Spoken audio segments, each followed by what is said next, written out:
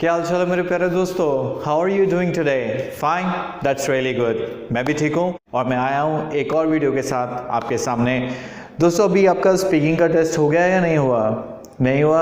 अच्छी बात है। ये वीडियो आपकी बहुत हेल्प करने वाली है क्योंकि इसमें मैं शेयर करने वाला हूँ आपके साथ बहुत important tips and tricks.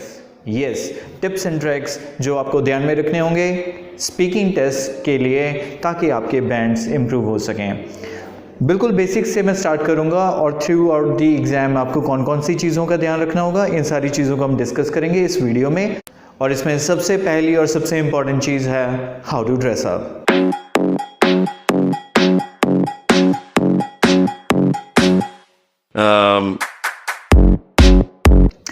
Okay, क्या पहनना चाहिए या क्या नहीं पहनना चाहिए, कई बार क्वेश्चन करते हैं students. But I must say कि ये कोई आपकी इंटरव्यू नहीं हो रही, कोई से ने आपको जॉब पे नहीं रखना, कुछ फैंसी नहीं होने वाला यहाँ पे, जिसलिए बिल्कुल सॉबर कपड़े पहनो, बिल्कुल भी ओवरडू मत करो, कुछ भी फ्लैशी या फैंसी पार्टी वेयर्स मत पहनो। अगर बॉयज़ फॉर्मल पहनने की सोच रहे हैं तो फॉर्मल पहनो, इट्स गुड। बट ये नहीं है कि आप टाई लगा रहे हो, आप कोट पहन रहे हो, ब्रूच वगैरह लगा रहे हो, इतना ज़्यादा कुछ करने की ज़रूरत नहीं है। सिंपल कपड़े पहनो जिसमें आप रिलैक्स फील करो, ये ज़्यादा इंपॉर्टेंट है। बाकी अगर फॉर्मल लुक रहेगी तो थोड़ा इजी रहेगा। गर्ल्स के लिए भी वो चाहें तो पंजाबी सूट पहन सकती हैं, अदरवाइज़ वो सिंपल जीन्स या टी शर्ट्स में भी जा सकती हैं या शर्ट के साथ जीन पहन सकती हैं। सेमी फॉर्मल लुक भी ओके रहेगा इस टेस्ट के लिए। But at the same time आप कोई भी स्ट्रॉन्ग फ्रेगरेंस मत यूज़ कीजिए। कई बार कुछ लोग एलर्जिक होते हैं, अगर आपने बहुत ही स्ट्रॉन्ग फ्रेगरेंस यूज़ कर रखी है तो मे इरिटेट द एग्जामिनर, सो इस चीज़ का ध्यान रखें। Okay, here comes the trick number 2.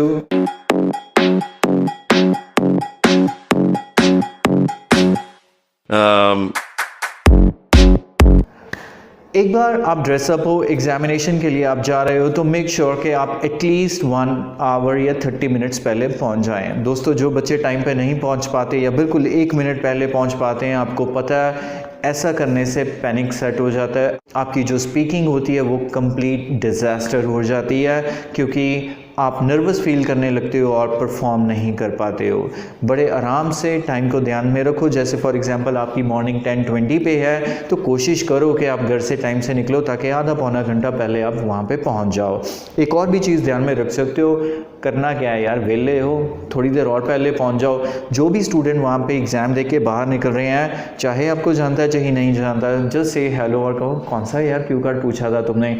हो सकता है कि वही क्यू कार्ड आपको भी एग्जामिनेशन हॉल में पूछ लिया जाए। तो यहाँ पे देखो क्या होगा कि 15 मिनट पहले जिसके मुंह से आपने सुना कि मुझे तो ये क्यू कार्ड पूछा था, और 15 मिनट पहले जिसको आपने रीड किया और माइंड में रिकॉल किया, जाते ही एग्जामिनर वही क्यू कार्ड अगर आपसे पूछ लेगा तो आपके तो वारे न्यारे हो जाएंगे। यस, इंपॉर्टेंट है, ये भी कर सकते हो। अब हमारा आ गया टिप नंबर 3।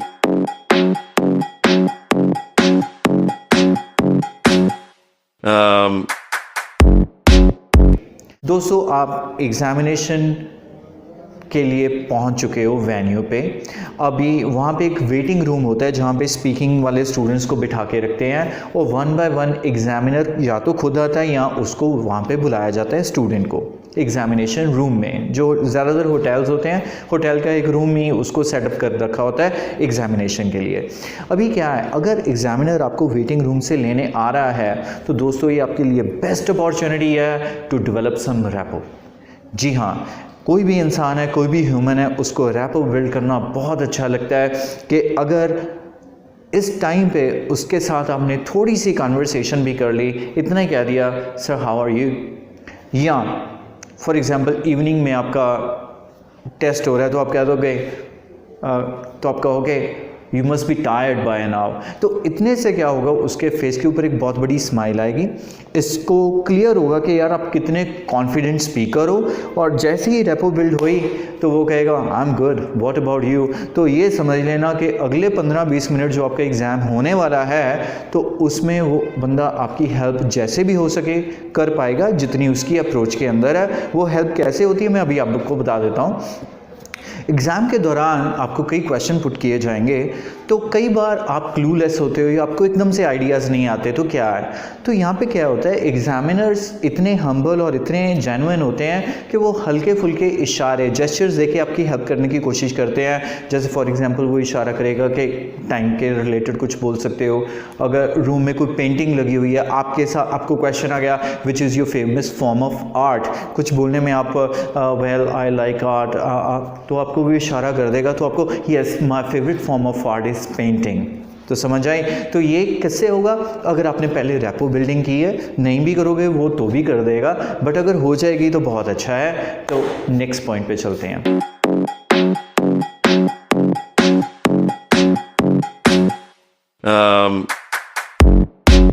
एग्जामिनर के सामने आकर आप बैठ गए हो, क्वेश्चन आपको पता है वो कहाँ से स्टार्ट करता है, उससे पहले वो रिकॉर्डिंग का बटन प्रेस करेगा, आपका नाम पूछेगा और आपका पासपोर्ट भी देखेगा। यहाँ पर दोस्तों वो आजकल आम क्वेश्चन पुट करते हैं, how did you get here.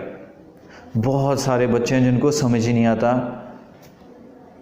पता नहीं क्या अनाप शनाप आंसर दे के आते हैं। इसका मतलब सिर्फ इतना ही है, आप यहाँ पर कैसे पहुँचे, तो आपको बताना पड़ेगा कि actually I reached here by public transport या on my personal car and it took me around 10, 15, 20 minutes, या जो कोई बहुत दूर से आया 1 आवर 2 आवर। इस चीज़ का ध्यान रखना, ये इंपॉर्टेंट क्वेश्चन है, वैसे ही पूछा जाता है, जस्ट लाइक के how is the weather outside. ठीक है, कुछ भी याद मत करके जाओ। यहीं से मेरा अगला टिप स्टार्ट होता है, और अगला टिप है don't try to be artificial.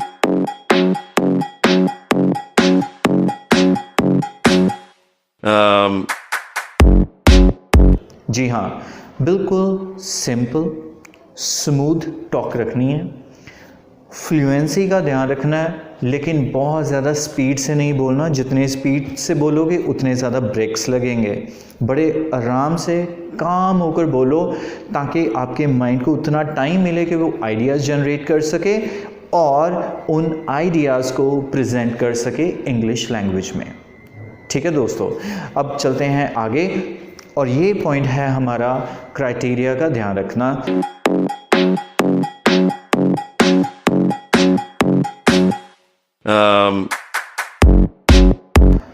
Criteria मतलब आइल्स स्पीकिंग के क्या पैरामीटर्स हैं।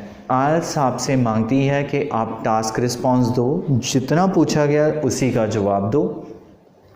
आपको क्वेश्चन एंड करेंस मतलब जो आपके आइडियाज़ हैं वो प्रॉपरली लिंक्ड अप होने चाहिए। ये नहीं है कि कभी किसी चीज़ को डाल देते हो, कभी कोई बात करना शुरू कर देते हो।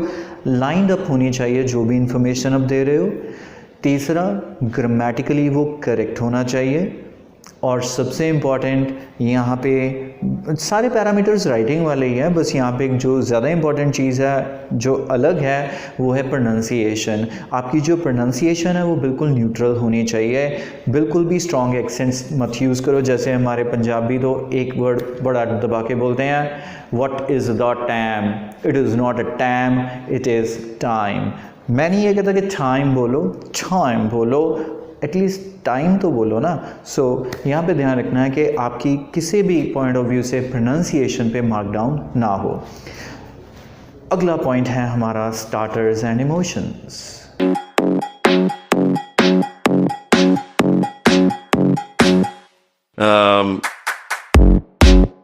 जी हाँ, मैंने एक और भी वीडियो शेयर किया हुआ है आपके साथ, उसमें आपको सारे स्टार्टर्स मिलेंगे कि कौन कौन अलग अलग वर्ड्स के साथ आप अपने आंसर को शुरू कर सकते हो। जैसे what I believe is that, या एब्सोल्युटली आई डू दैट। सो ऐसे बहुत सारे हैं, ये सही मायने में आपको आपके इमोशंस एक्सप्रेस करने में हेल्प करेंगे।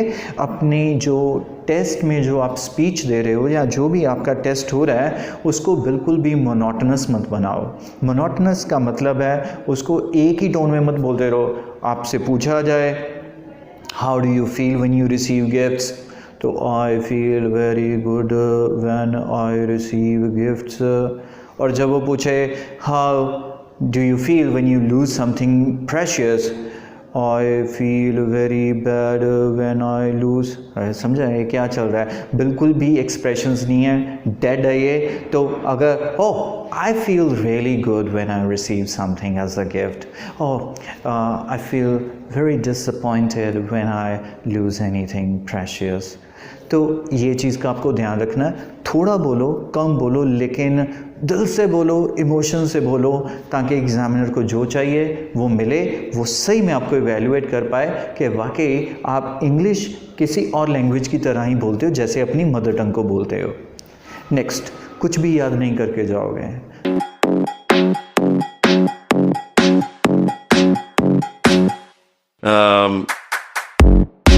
किसी मेरे वीडियोस को भी देखो, बट उनको जस्ट एज अ सैम्पल मान के चलते रहो और अपना कुछ ऐड करते रहो। जितने क्वेश्चंस के आंसर आप याद करके जाओगे, किसी अच्छे एग्जामिनर को पढ़ने में आपका फेस 1 मिनट से भी कम लगता है, 1 सेकंड से भी कम लगता है। और दोस्तों, ये जॉब के लिए कम से कम 10-15 साल का एक्सपीरियंस होना चाहिए, तो आपके पकड़े जाने के चांसेस बहुत हाई हैं अगर आप याद करके जाओगे। सैम्पल्स खुद तैयार करो, हेल्प चाहे ज़रूर लो किसी की, लेकिन उनमें अपना टेस्ट, अपना टच ज़रूर डालो ताकि वो लगे कि आपका खुद का है। ये चीज़ आपको एग्ज़ाम में भी हेल्प करेगी और जो आपके आंसर्स होंगे वो कॉन्फिडेंटली निकलेंगे। आप याद नहीं करोगे। कई बच्चे फ़ैन की तरफ देख रहे होते हैं, एंड आई वेंट टू। ये क्या है? यहाँ से 1 सेकंड में एग्जामिनर को पता लग गया कि आप वो लाइन याद करने की कोशिश कर रहे हो जो आप घर से पहले याद करके आए थे। Moving on to the next step, ask to repeat.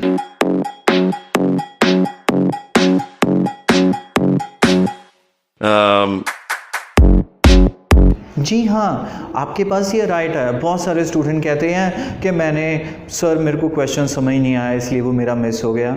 तो दोस्तों, समझ नहीं आया या सुना नहीं है तो इसमें क्या बड़ी बात होगी? बहुत बार नहीं होता। पंजाबी में, हिंदी में बात करो तब कौन से एक बार में हमें सबकी बात समझ आ जाती है। तो you have the right to ask the examiner to repeat the question. Simply go, pardon please.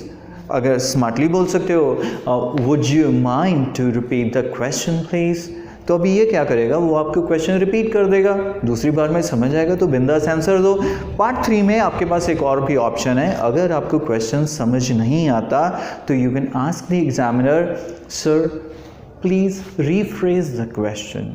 तो यहाँ पे ये बहुत कम लोगों को चीज़ पता है कि आप क्वेश्चन को रीफ्रेज भी करवा सकते हो। मतलब अगर क्वेश्चन टेक्निकली आपको समझ नहीं आ रहा तो उसको थोड़े डिफरेंट वर्ड्स यूज़ करके क्वेश्चन प्रेजेंट करना पड़ेगा ताकि आप उस क्वेश्चन का आंसर दे सको।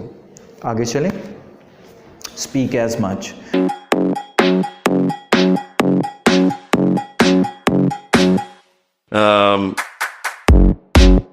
दोस्तों, रुकना नहीं है, जहाँ भी पॉसिबल हो अपने आंसर्स दो। वैसे एक अप्रोप्रिएट लिमिट जो है वो आंसर्स की है 15 से 20 सेकंड, इससे ज़्यादा ज़रूरत नहीं रहती। 2-3 स्टेटमेंट्स में अपने आंसर्स देते जाओ। अगर प्रॉपर जस्टिफिकेशन या आंसर्स नहीं दोगे तो एग्ज़ामिनर कहेगा वाई। जी हाँ, पहचान गए कई बच्चे जो पहले एग्ज़ाम दे चुके हैं। वो कहते हैं कि दिमाग ही खा गया एग्ज़ामिनर मेरा, तो बार बार वाई करते जा रहा था। उसका रीज़न है दोस्तों, क्योंकि उसको अप्रोप्रिएट आंसर ही नहीं मिला। जिस पिच पे वो बैठा था वहाँ तक आप पहुँच ही नहीं पाए। आपको इसलिए वो वाई दोबारा कह रहा है ताकि आप और उसमें कुछ ऐड करो ताकि उसको लगे कि हाँ, अब आपने जेन्युइन आंसर दे दिया। और इसके सबसे ज़्यादा इंपॉर्टेंट चीज़ रखोगे ध्यान में, क्यू कार्ड के टाइम। क्यू कार्ड की लिमिट है 1 to 2 मिनट, लेकिन आप पूरी कोशिश करो कि जितना 2 मिनट्स के पास जा सको ताकि आपके पास ज़्यादा मौका रहे अपनी इंग्लिश को डिस्प्ले करने का। 2 मिनट से वो आगे जाने नहीं देगा और एग्जामिनर कह देगा your time is up, please stop now. ठीक है, आगे चलें।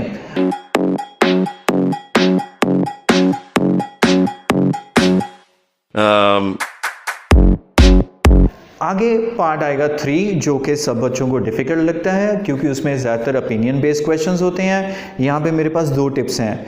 एक टिप तो ये है कि कभी भी नेगेटिव आंसर मत दो। नेगेटिव आंसर को डेवलप करना ज़्यादा मुश्किल होता है एज़ कम्पेयर टू पॉजिटिव।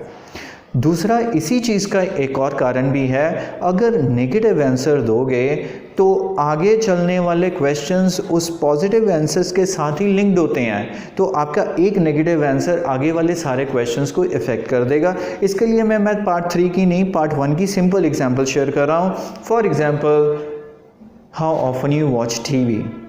तो आप ये नहीं कहोगे I don't watch TV, that's too abrupt. देखते हो नहीं देखते हो, उन्होंने कोई लेना देना नहीं, कोई यहाँ पे सच झूठ की बात नहीं हो रही है, आपकी फ्लुएंसी चेक की जा रही है। देखते हो नहीं देखते हो, बिंदास अपना बोलो कि मैं देखता हूँ। अगर यहाँ पे कह दो कि आई डोंट वॉच टीवी, तो अगला क्वेश्चन होगा what was the last show you watched. अब क्या बोलोगे, फिर भी बोलना पड़ेगा। तीसरा क्वेश्चन कोई और आ जाएगा, उससे भी what television show you always watch with your family और रिकमेंड टू अदर्स। तो यहाँ पे क्या है, दिक्कत होगी अगर एक बार नेगेटिव आंसर दोगे। Try to be positive. और सबसे इजी तरीका है कि अगर आप अपने क्वेश्चंस को आंसर करना चाहते हो पार्ट 3 में, तो एग्जाम्पल का इस्तेमाल करो। Do you think that schools should organise competitions? So यहाँ पे आप कह सकते हो, well, I strongly agree that competitions should be organized by schools because they help children to become more competitive and develop their confidence. For example, the school I went to organized so many different type of competitions like related to sports, essay writing competition, debates and so on, and that really helped to improve the overall personality of the children. So दोस्तों, ये था हमारा आज का video जिसमें मैंने आपसे most important tips जिनको IELTS स्पीकिंग एग्ज़ाम के लिए ध्यान में रखना है उनको डिस्कस किया। अगर आपका किसी चीज़ के भी रिगार्डिंग कोई भी इशू है रिगार्डिंग दिस स्पीकिंग टेस्ट, तो प्लीज़ कमेंट में मुझे बताइए। और इसके अलावा भी जो भी मेरे माइंड में और भी टिप्स होंगे मैं आपके साथ अगले वीडियोस में भी शेयर करूंगा। तो तब तक के लिए मुझे इजाज़त दीजिए, मैं मिलता हूं आपको जल्दी ही अपने अगले वीडियो में। तब तक के लिए अलविदा।